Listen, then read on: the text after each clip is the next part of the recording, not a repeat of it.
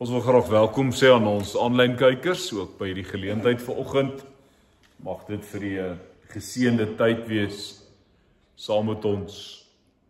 Ek wil graag van ons as gesin se kant af ook sê baie dankie vir almal se ondersteuning die afgelope tyd. Sedert my broer oorlede is 25 April, ons het die geleentheid gehad om hom gister ook te rus te kon hê. En baie dankie vir almal se ondersteuning en liefde, ons waardeer dit opreg. As ons by mekaar is vanoggend, sit ons reeks oor vroue in die Bybel voort. En ons gaan vanoggend uit Handelinge 9 lees en daarvan vers 36 af oor 'n spesifieke vrou wat bepaalde werk gedoen het en 'n baie groot verskil gemaak het. Vers 36 is waar ons wil begin lees. So jy kan nou maar besluit wat jy haar wil noem, want hulle gee haar naam in 2 verskillende tale, of hulle noem haar Tabitha of hulle noem haar Dorcas, maar in beide die tale het dit dieselfde betekenis en sê dit iets oor haar karakter en die werk wat sy ook gedoen het. So, terwyl ons met ons Bybels oop sit, in afwagting om te leer by hierdie vrou, gelowige vrou, kom ons bid saam. Here, baie dankie dat U vir ons leer, dat ons by mense kan leer, dat ons by mense kan leer wat dit beteken om U te dien. En as ons vanoggend by Dorcas of Tabitha stil staan, dan kom ons agter dat jy hoef nie altyd te praat om getuie te wees. Dis juis jou dade wat harder praat as jou woorde. So mag ons vanoggend leer, want U ken ons ook. Ons is nie almal die praattipe nie. Ons is baie keer die Mosese wat sê ek hakkel. Maar dankie dat ons vanoggend by hierdie vrou hoor, by haar leer, dat jou dade geweldige impak het in mense se lewe. En as ons na ons land kyk, as ons na ons mense kyk, dan het Suid-Afrika en die wêreld Tabithas of Dorcas nodig om 'n verskil te maak. So gebruik ons hande en ons voete en ons talente om 'n verskil te maak. Amen.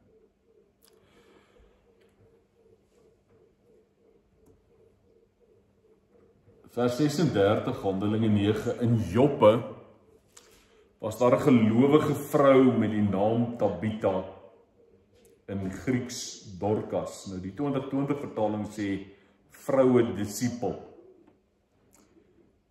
Nou wat sê hulle van haar? Sy was altyd besig om goed te doen en die armes te help. Juis in die tyd toe Petrus in Lydda was, het sy siek geword en gesterwe. Hulle het haar gewas en in 'n bokamer neergelê. Kom ek sê dit net gou in perspektief, letterlik die paar verse voor vers 36, lees ons ook waar Petrus optree in Lydda, waar hy 'n man met die naam van Eneas gesond maak. En as jy dan nou bietjie terugkyk in Handelinge 9, dan weet ons dit beskryf die hele bekeringsverhaal van Paulus. So hoor net hoe hy afloop. Jy het jy die groot fokus op Paulus, en dan hierdie 2 kort optredes van Petrus, in Lydda spesifiek, en dan word hy, en julle gaan nou hoor, word hy gevra om oor te kom Joppe toe, en die mense te kom help.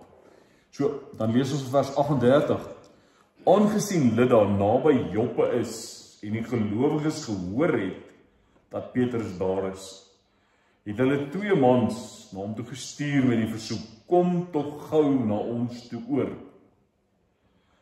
Petrus het dadelik saam met hulle gegaan, en toe hy daar kom, het hulle hom na die bokamer toe geneem.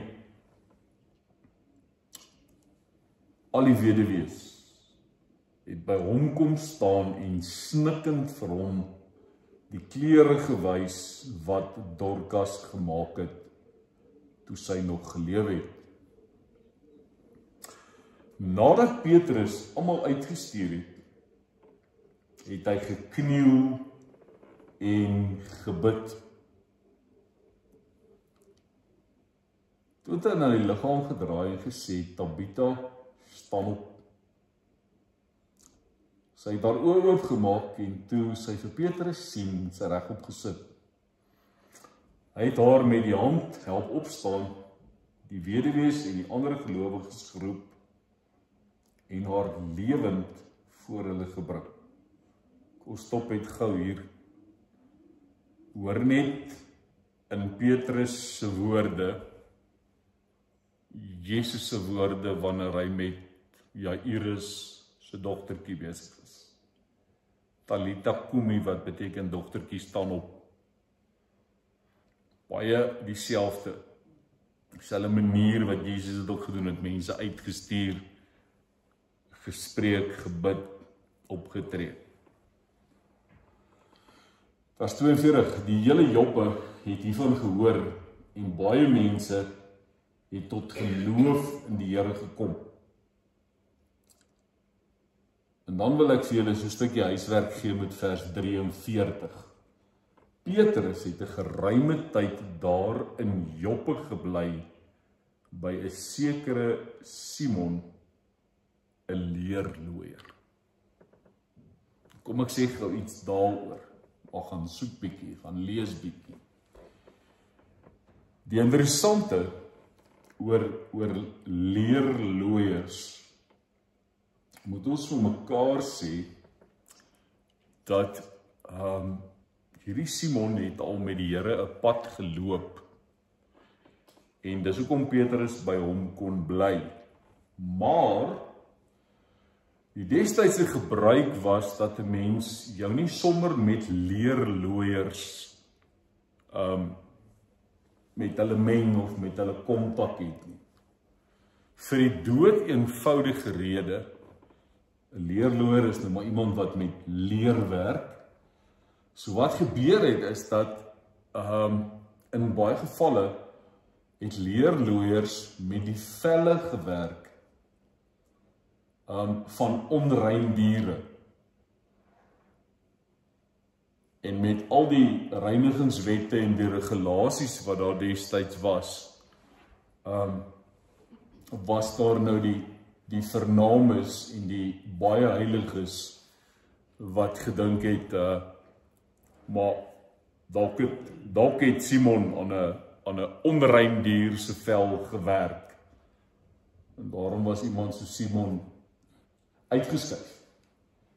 Maar Petrus het tuis gaan by hom, sê hy's ingesluit, ongeag of hy nou aan wat gewerk het, maar as kind van die Here het hy 'n pad gestap. So, as jy lus het, gaan lees 'n bietjie oor hierdie Simon, die leerlooier by wie Petrus in Joppe gebly het. En dan sien ons ook maar die goedjies en die reëls wat ons baie keer aan godsdienst koppel wat mense uitsluit, terwyl die Here gekom het en ons kon vrymaak. Wat leer ons by Tabitha, Dorcas? 'n vrou wat rondgegaan het in goed gedoen het. 'n Direkte vertaling van 'n Engelse vertaling van hierdie vers sê, sy het haar dae gevul met dade van vriendelikheid en goedheid. Kerktaal sou ons sê, sy was voortdurend besig met diens van barmhartigheid. En as jy dit nou regtig moet verstaan, dan sou jy sê, hierdie is 'n vrou wat charity work gedoen het. So, iemand wat haar tyd gevul het met vriendelikheid en goedheid. Interessant oor haar, ons het nêrens op rekord dat sy in die openbaar gepraat of gebid het nie. Sy was heel waarskynlik nie ouderling of 'n diaken nie, soos ek sê, wat wel gebeur in die 2020 vertaling praat hulle van haar as 'n vroue disipel. Maar as jy oor liefdadigheid gepraat het, dan haar naam altyd in die gesprek opgekom. Mense sou dadelik geweet, sy was geken aan haar dae en haar dade van liefdadigheid, vol goeie werke. Sy het haar geloof geleef, sy het haar liefde uitgeleef. Interessant is, as jy na haar naam kyk, Tabitha of Dorcas, dan sê dit iets van haar karakter. Dorcas, die Grieks, sou iets sê oor grasie en skoonheid. Haar Arameese naam Tabitha praat oor iets van elegans, iemand wat elegant is, haar elegansie. So as jy nou gaan lees daaroor, dan sê hulle dat eintlik vertaal beide hierdie woorde met die woord bokkie. Aan die ander woorde die Engels antelope. En dit praat van as jy tog na 'n bok kyk, die grasie, die mooi, die skoonheid. En daar's sekere van die wilde bokke, as jy na hulle kyk, die manier hoe hulle loop, daai hele styl. So sy was absoluut hierdie toonbeeld van innerlike skoonheid, van grasie, wat tot uitdrukking gekom het in haar dade van vriendelikheid en liefdadigheid. So, mense sou nou kon praat van bokkie, maar kom ons hou maar nou by Tabitha of Dorcas.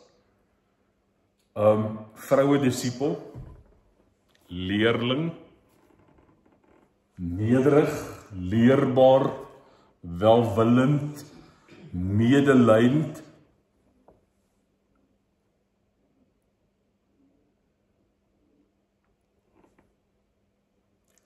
Nou moet ons vandag vir mekaar iets sê. Geen menslike woorde, ongeag die welsprekendheid daarvan, deeglik beplan, goed geformuleer, kan so hard praat, kan so welsprekend wees, soos 'n lewe van diens en sorg.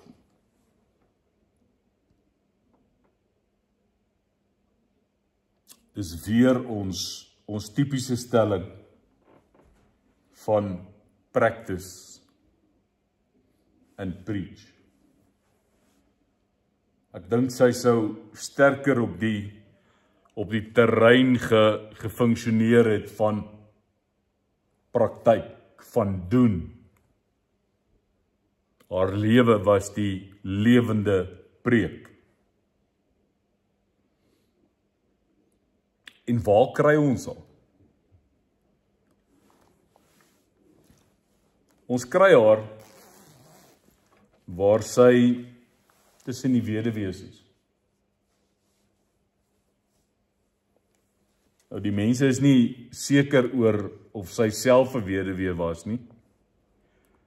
Maar ons tref haar aan tussen die weduwees.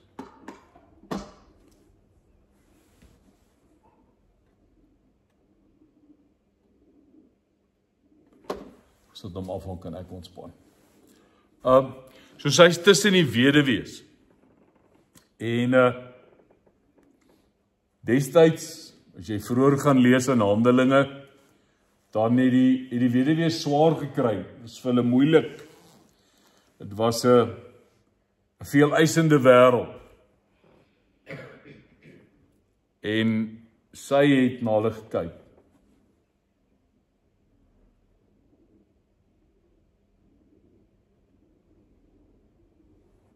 Die weduwees van Handelinge, en ek dink daar hoofstuk 6, tel onder die mense aan wie Tabitha goed gedoen het. Nou wil 'n mens vra, maar hoe het sy dit gedoen?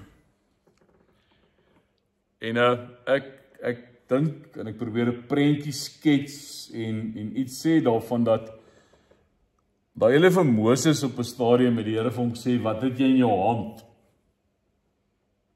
Toe hy ons nog sê, hy het 'n staf. Nou, ek vermoed, as Jesus met Tabitha sou praat, en hy vir haar sou vra, wat het jy in jou hand, sou sy heel waarskynlik 'n naald en garing in haar hande gehad het. Sy het 'n klein staf gehad. Haar gawe was nie om haar lippe te gebruik nie, of om met haar woordeskat te skryf nie.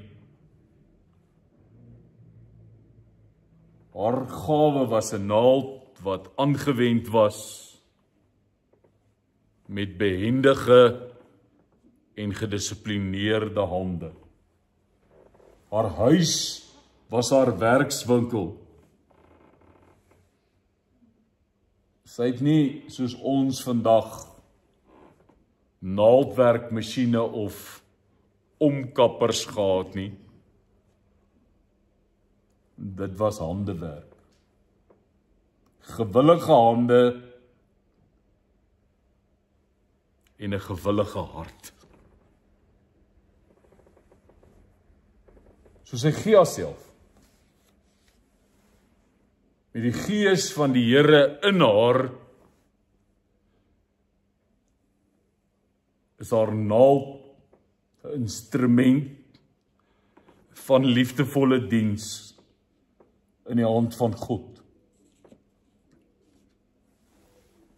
Sy het heel waarskynlik langwerksure saam met ander mense gewerk wat vir haar vreugde gebring het, maar ook vir hulle. As jy oor Tabitha praat, dan hoor jy iets van die vrou van Spreuke 31.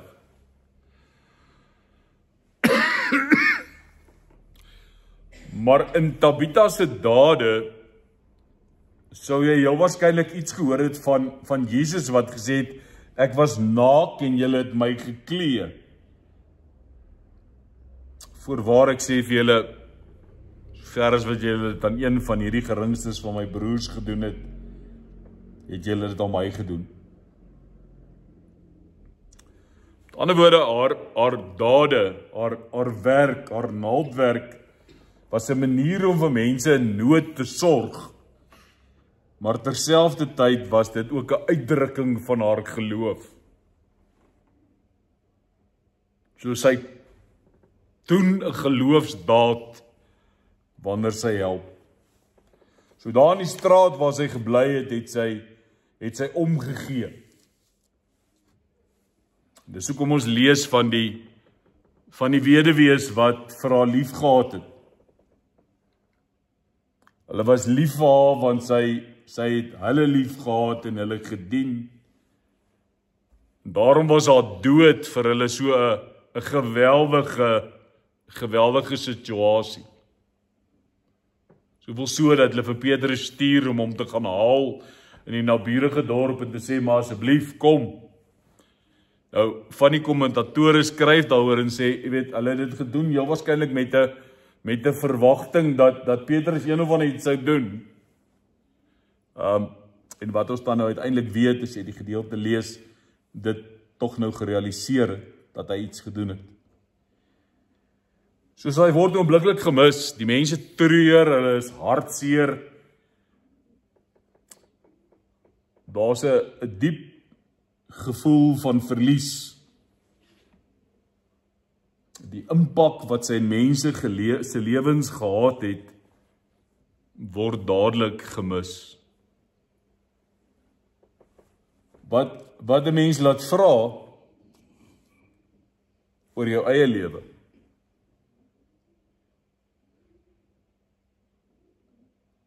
Want as ek en jy 'n dor en 'n selfsugtige lewe leef, wat gaan mense van ons mis as ons weg is?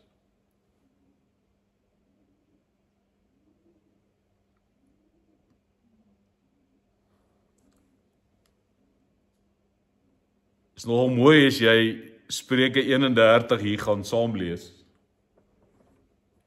Al so 'n paar ooreenkomste as jy na Tabitha luister.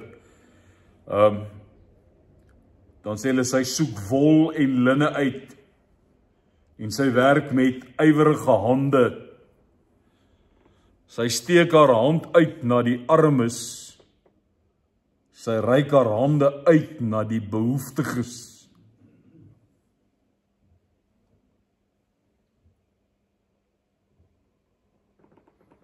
En dan sê Spreuke 31, bekoring is bedrieglik en skoonheid is verganklik. Maar 'n vrou wat die Here dien moet geprys word.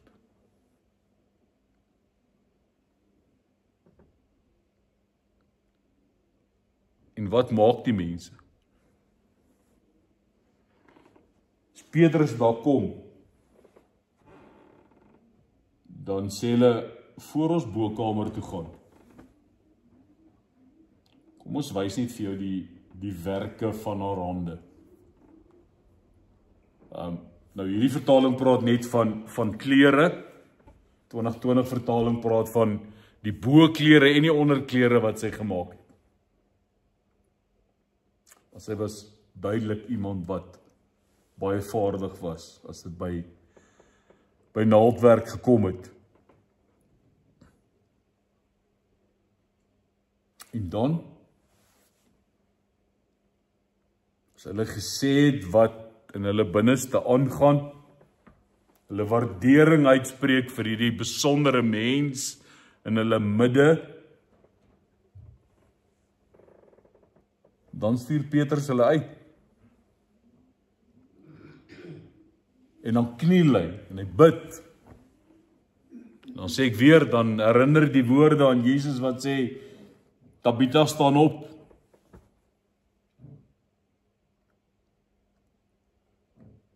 En sy word opgewek.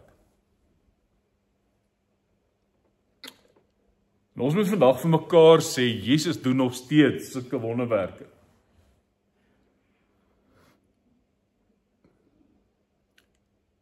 Dit wat in Joppe en Lydda gebeur het, word telkens herhaal. Bonatuurlik. Maar dan is daar tye wat jy moet mooi kyk, fyn luister, om te hoor wat die Here doen. En dan moet hy ook geloof en geprys word vir dit wat hy doen.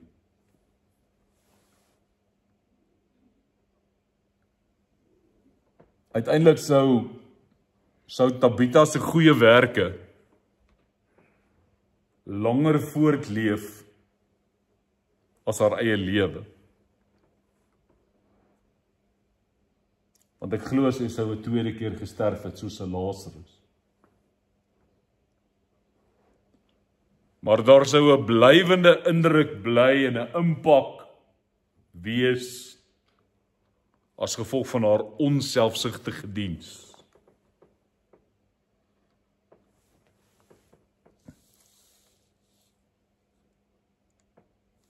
Daarom wil ek hê jy moet vandag na jou lewe kyk.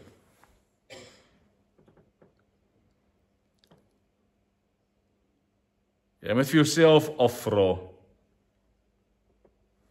is ek besig met goeie werke in die naam van Jesus wat sal voortduur as ek weg is?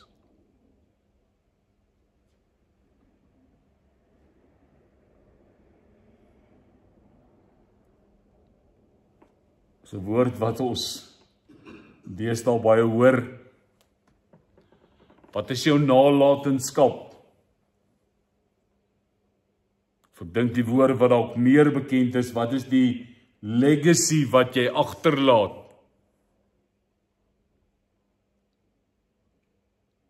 Tabitha, Dorcas, Bokkie staan vanmôre voor ons. En as jy kyk na die werke van haar hande, dan leef haar nalatenskap voort.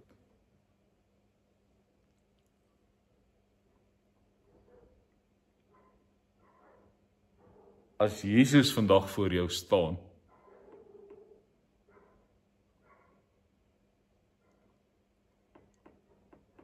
sal dit wat jy in sy naam doen, voortduur nadat jy weg is.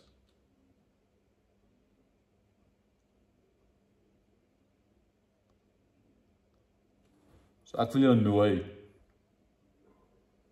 om soos Tabitha rond te gaan en goed te doen. Barmhartigheid, liefdadigheid, omgee, sorg, uitreik. Noem dit wat jy wil. Maar mag die werke van jou hande voortduur. Nadat jy weg is. Kom ek gee jou tyd. So 'n bietjie oor jou eie lewe en nalatenskap te dink.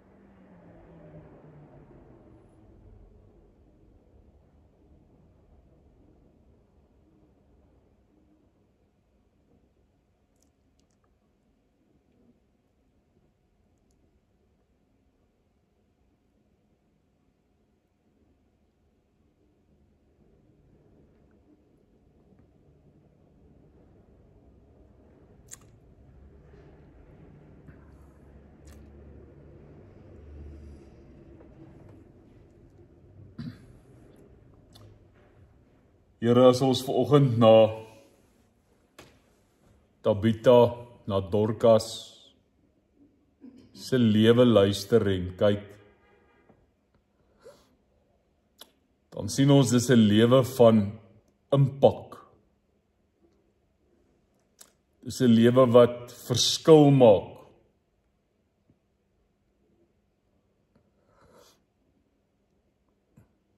En in ons dae het ons bekend geword met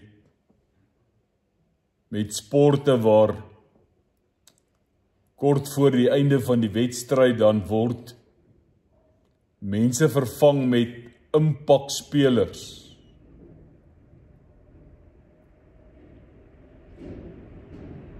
Met mense wat dan 'n spesifieke rol moet kom vervul. En veral binne rugby ken ons hulle as die bomsquad.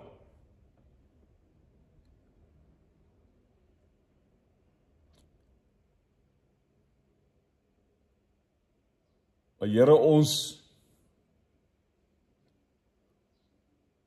wil vandag nie net die bomsquad wees nie. Ons wil nie net impakspelers wees wat vir die laaste 10 minute op die veld gestuur word nie. Ons wil wel 'n impak hê, maar dan 'n blywende impak. Ons wil invloed in mense se lewe hê wat blywend is.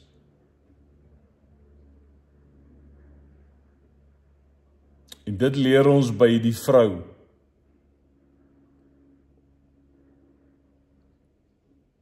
Dat toe sy dood is, die mense oor haar getreur het en gehuil het. Ja, heel waarskynlik in die weduwee se lewens 'n verskil gesien het, maar dat hulle ook die werke van haar hande kon wys.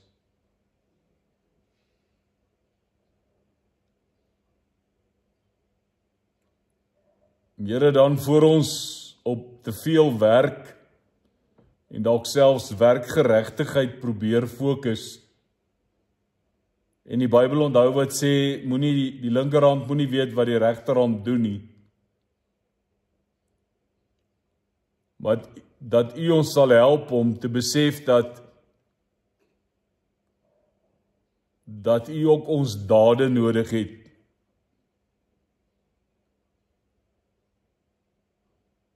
Daai spesiaal wat U ons elkeen gegee het, waarmee ons 'n verskil kan maak.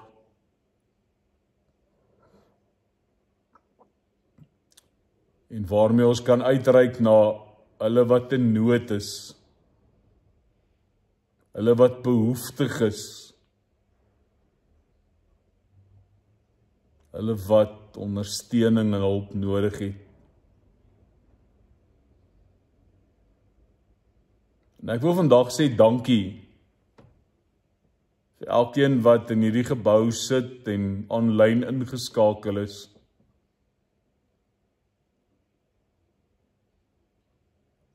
Wat hierdie impak het, wat baie keer so stil verbygaan.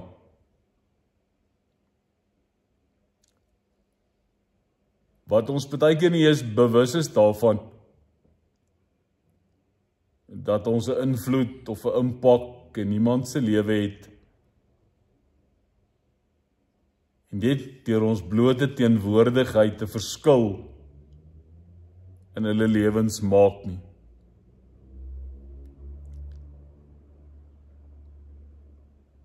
So help ons asseblief om daarmee vol te hou. Help ons om nooit moeg te word om goed te doen en te sorg en om te gee nie.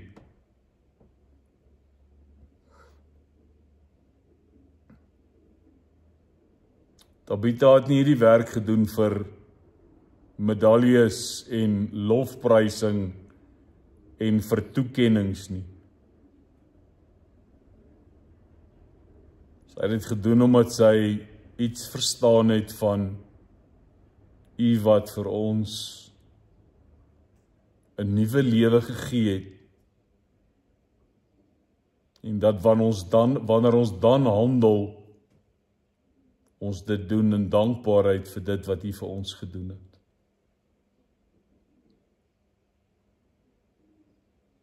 So mag ons vandag, as ons dink oor ons nalatenskap,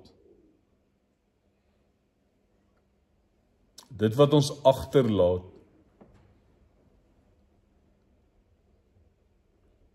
dat mense vir U daarin sal sien.